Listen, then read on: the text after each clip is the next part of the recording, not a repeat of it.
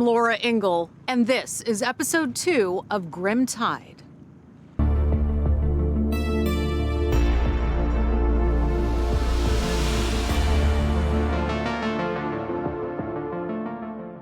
By December of 2010, the Suffolk County Police Department had been searching for Shannan Gilbert for 6 months. Shannan, working as an escort, had gone missing while meeting a client 60 miles east of Manhattan, near Gilgo Beach on Long Island. The search had turned up nothing. Neither her body nor any clues to her disappearance had been uncovered. But on December 11th, a canine officer and his dog made a discovery that turned Shannan's case upside down.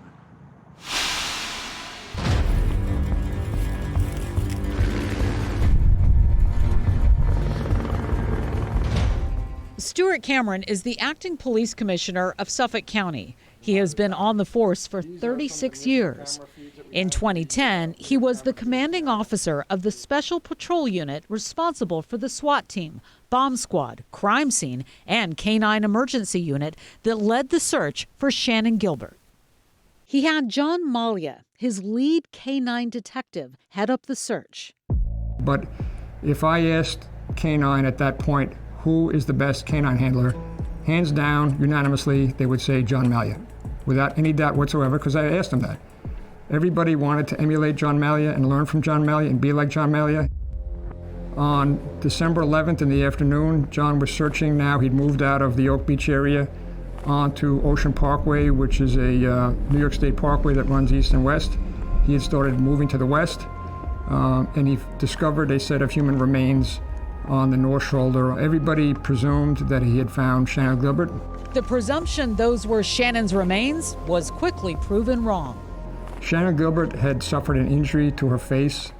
Her boyfriend had punched her in the face. Shannan has a metal plate in her jaw from a prior injury, and that's clear that this isn't Shannan. The remains were those of another young woman, and in short order, it was determined she had been murdered. A new mystery was quickly unfolding. A homicide asked John to come back and do a evidence search in the immediate area where she had been found. It was December 13th of 2010.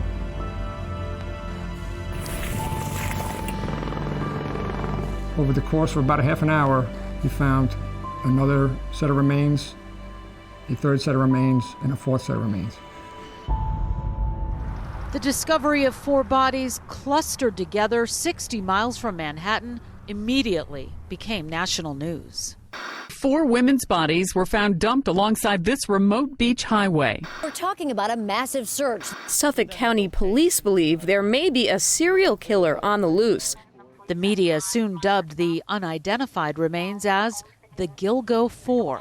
500 miles away in Buffalo, New York, the family of Melissa Bartholomew, who had been missing for 2 years, were overcome with a sense of dread that she was one of the 4. Her mother, Lynn, talked with Craig Rivera about her initial feelings. When we saw the bones on TV, my fiance Jeff and I, we looked at each other, and they said that, the body was about 1.5 to 2 years old, and we just looked at each other and we had a feeling it was her.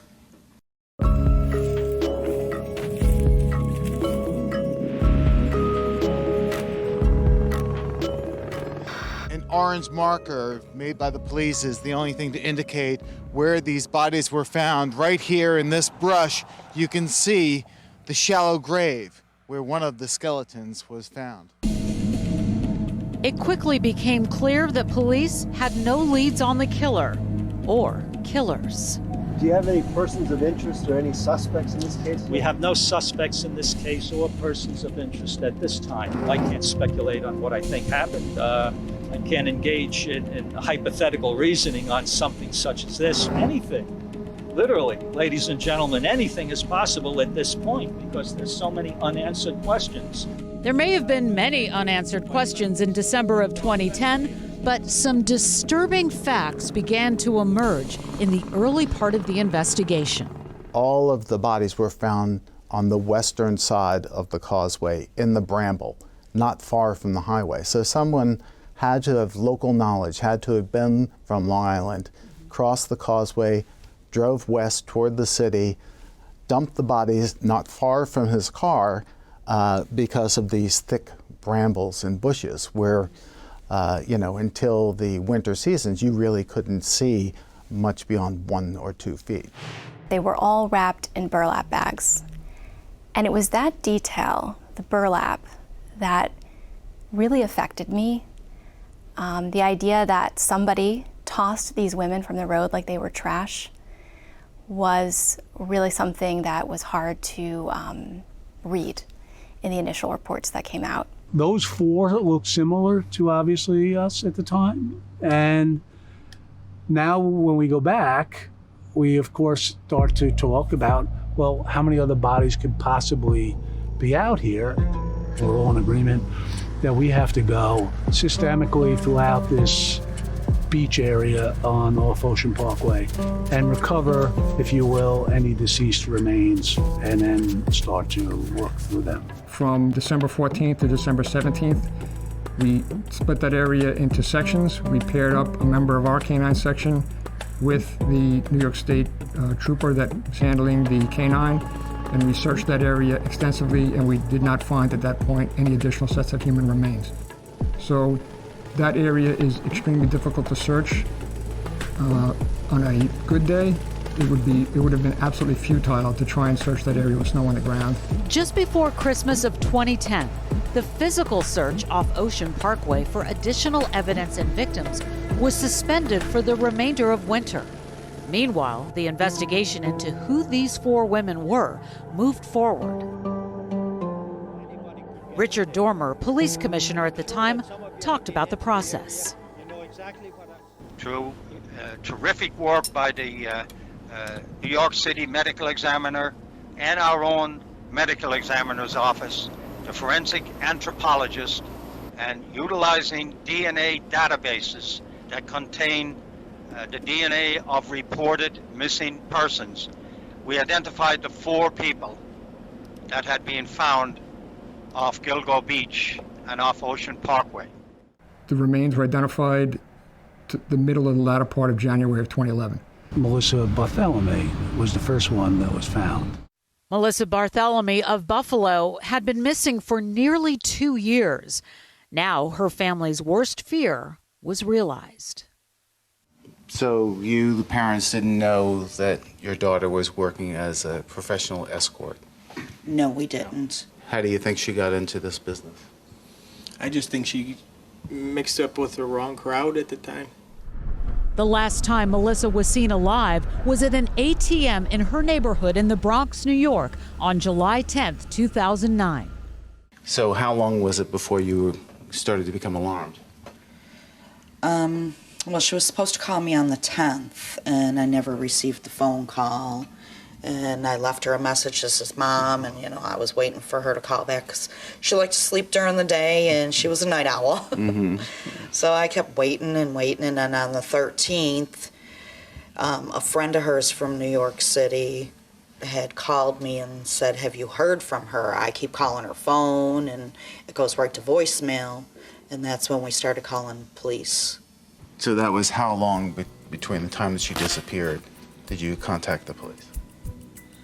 It was within 48 hours. Mm-hmm. And they said to you what? They kept hanging up on us. They told us that she wasn't missing. She was 24 years old. She was where she wanted to be. 400 yards down from where those remains were found, yet another grave just off the side of the road, right there. Maureen Brainerd Barnes' remains were the next to be identified. She was 25 years old when she went missing. She had resided in Connecticut, and she had been missing since July 9th of 2007. She kind of went into it thinking that at first that she was going to get quick money to just be a stripper, and then it kind of evolved into escorting. Maureen realized that she was able to get the money that she needed to live, and it was easier for her to do. She wasn't part of any agency. She did it all by herself, or when she went with her friend Sarah. I made $100 grand in 2.5 months that summer. Sarah Carnes often traveled with her to Manhattan. Being an independent escort, we don't have a pimp or anything like that, or we don't work for an agency. It literally was like, don't depend on anybody else but yourself, because that's all you have. In July 2007, Sarah and Maureen had spent a weekend working in New York City. Afterwards, Sarah headed back to Norwich, Connecticut. But Maureen decided to stay and make some more money. The last time Maureen was seen alive was July 10th. When I came back on Wednesday, she was going to be there and we were going to resume business. She wasn't there. The investigation into each of the Gilgo Four's lives began to uncover patterns which linked them beyond being found in the same area. Not only were Melissa and Maureen working as escorts, they were both using Craigslist as a way to attract clients. In the early 2000s, Craigslist had become a popular site for prostitution because of its ease of use, the ability to remain anonymous, and the potential for big paydays. It lured in many young women. Sex work is an incredibly dangerous line of work. Timothy Sini is the Suffolk County District Attorney in charge of the case. You have the fact that you're engaging with people who are willing to buy sex, and many of these people may be more depraved than the average person. They may be looking for an opportunity to lure someone and hurt them. Obviously, that is the case in this investigation. Police found the body of Megan Waterman of Maine a few hundred yards from Maureen and Melissa. She too was working as a Craigslist escort in 2006, but unlike Melissa Bartholomew and Maureen Brainerd Barnes, she was not independent.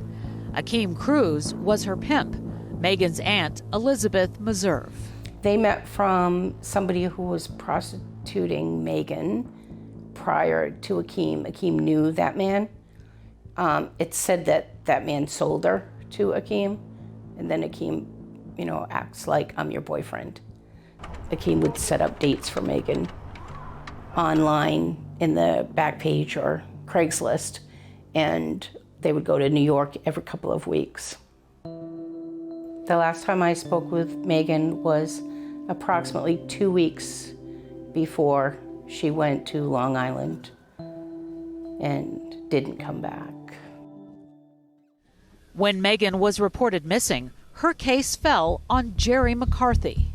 I'd become involved with Megan Waterman when she goes missing out of the hotel. Akeem had brought her to New York for the purpose of prostitution several times. So this may have been just a location that she already knew, may have been a location that Megan had gone to many times for this reason. The interesting thing was is she got talked out of that hotel and disappears into the night. Either she felt comfortable meeting whoever she was meeting, or she felt comfortable in that area. And I know that she'd been there several times in New York, so I just assumed that that was the hotel. Akeem was questioned by McCarthy as a possible suspect, but was eventually ruled out when his alibi was confirmed. I think he went back to the city to hang with his friends or something in this investigation, so she was pretty much there by herself when she leaves. The fourth set of remains found were those of Amber Lynn Costello, who had disappeared in September of 2010 at the age of 27. Is there anything about her case that stands out in being a local? Is there anything that you can share with us about that? Well, it's relevant where these victims are residing and where they're working from. That's certainly relevant. She lived in a hamlet called West Babylon, which is in the western part of Suffolk County, about a little less than an hour, about an hour away from the city. And she was last seen in the vicinity of her residence. We look at all the different circumstances surrounding each of the victims' disappearance and murder, from where they were, how they advertised, who they were with around the time of their disappearance, if anyone. I think there's a strong belief they're the victim of the same person because they were dumped in the same area in a similar manner. They were all similar in stature, so it's a strong belief that the same person may have killed them. The evidence that the Gilgo Four were connected was becoming indisputable. Number one, they were all wrapped in burlap. 2, they were clustered together. 3, all of the women used Craigslist to get work. And 4, the most damning was that each one of the Gilgo Four received a phone call, presumably from a Craigslist user who was careful to cover his tracks. Craigslist, you would do the listing and then it's attached to your email, but you would also put like your phone number. The killer and killers contacted the victims with different phone numbers. That's a chilling aspect of this case and certainly is part of the investigation. It's very important, the fact that the killer or killers were using different phones with the different victims. Police Commissioner Dormer knew that this case was not going to be easily solved. This is not CSI. It's not Criminal Minds. This is going to take a long time because it was going to involve technology and people who are having contacts with strangers, which is not the norm in homicide cases. Serial killer cases are very, very difficult to solve. In March of 2011, as the police work continued on the cases of the Gilgo Four, the physical search off Ocean Parkway for more evidence, possibly more victims, and Shannan Gilbert resumed. We didn't have enough dogs, so the state police, they were great. They sent canine dogs down from New York State, and we had Nassau Police and us with canines. So it was a massive undertaking to search that whole area.